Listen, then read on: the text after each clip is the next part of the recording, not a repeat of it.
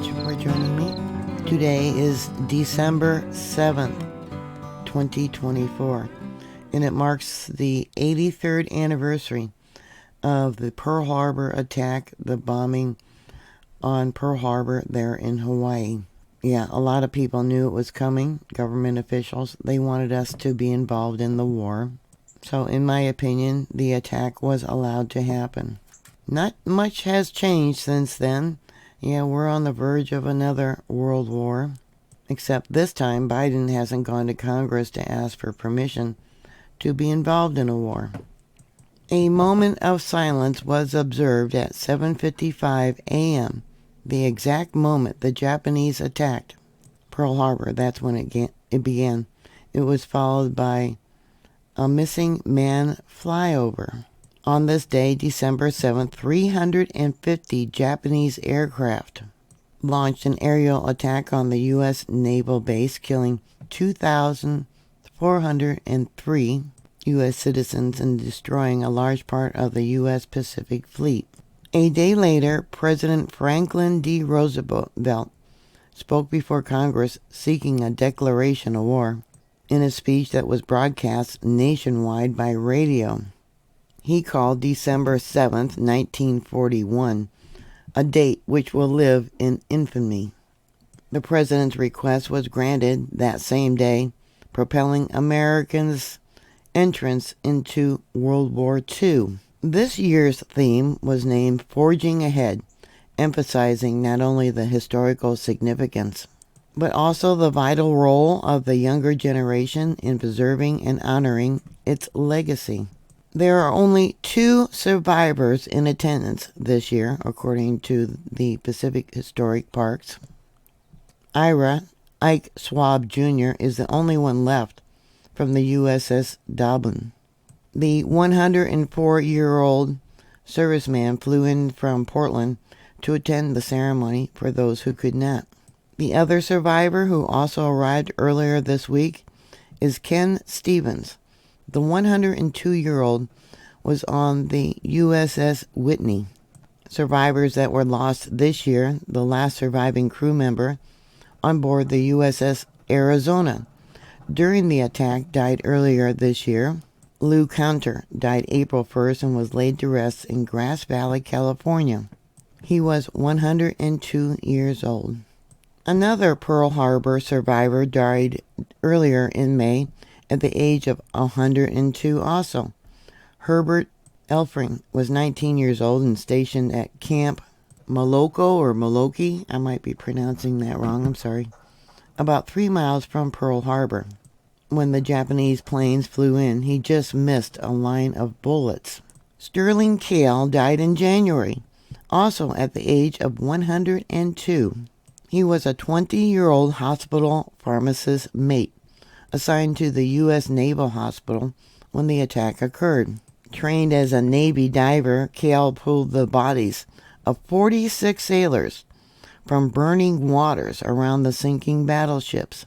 He then spent days removing remains from the twisted wreckage of the USS Arizona, helping to recover the bodies of more than 100 servicemen.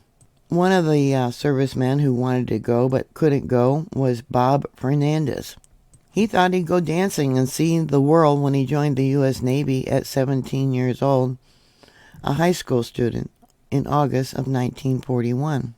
4 months later, he found himself shaking from explosions and passing ammunition to an artillery cruise, so his ship's guns could return fire on Japanese planes bombing Pearl Harbor.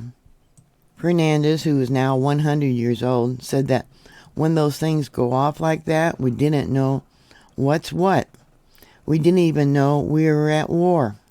Fernandez was initially planning to join the other 2, going to Pearl Harbor for the ceremony, but had to cancel because of health issues. The bombing killed more than 2,300 U.S. servicemen. Nearly half, or 1,177, were sailors and Marines on board the USS Arizona, which sank during the battle The remains of more than 900 Arizona crew members are still entombed on the submerged vessel. Dozens of survivors once joined the annual remembrance, but attendance has declined as survivors have aged. Today, there is only 16 still living, according to a list maintained by Kathleen Farley, the California State Chair of the Sons and Daughters of Pearl Harbor Survivors.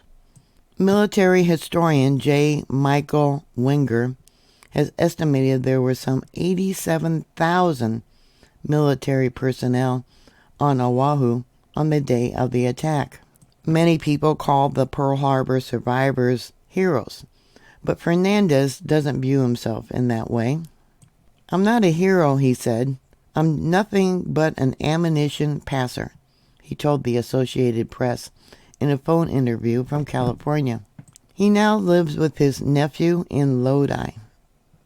Fernandez was working as a mess cook on a ship, the USS Curtis, and had planned to go dancing that night at the Royal Hawaiian Hotel in Waikiki. He brought sailors coffee and food as he waited tables during breakfast. Then they heard the alarm sound, and through a porthole, Fernandez saw a plane with a red ball insignia painted on the Japanese aircraft fly by. Fernandez rushed down 3 decks to a magazine room where he and other sailors waited for someone to unlock the door storing the 5-inch, 12.7 centimeter, 38 caliber shells so they could begin passing them to the ship's guns.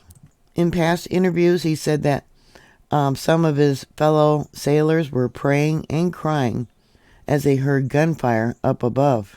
"I felt kind of scared because I didn't know what the hell was going on," Fernandez said. The ship's guns hit a Japanese plane that crashed into one of its cranes. Shortly after, its gun hit a dive bomber, which then slammed into the ship and exploded below deck, that setting the hangar and the main decks on fire, according to Navy History and Heritage Command. Fernandez's ship, the Curtis, lost 21 men, and nearly 60 of its sailors were injured. "We lost a lot of good people, you know. They didn't do nothing," talking about being killed at the beginning of the war, Fernandez said. "But we never know what's going to happen in a war." After the attack, Fernandez had to sweep up debris. That night, he stood guard with a rifle to make sure no one tried to come aboard. When it came time to rest, he fell asleep next to where the ship's dead were laying. He only realized that they were a fellow soldier when they woke him up and told him. He didn't know he was sleeping next to the covered dead bodies. After the war, Fernandez worked as a forklift driver at a cannery in San Leandro, California. His wife of 65 years, Mary Fernandez, died in 2014. His oldest son is now 82 years old and lives in Arizona. 2 other sons and a stepdaughter have passed away. Well, I want to thank him for his service. He thought he was going to join the Navy and see the world. Yeah, didn't know he was going to end up in the beginning of World War II. Yeah, so sad. Well, what are your thoughts? Are we going into World War III? At least the president then asked for permission before declaring war. Currently, the president we have in office right now doesn't think he needs to do that. So what are your thoughts? Put your comments down below. Thank you very much for watching. Please like, share, and subscribe. And pray. And I'll talk to you later. God bless you. Bye.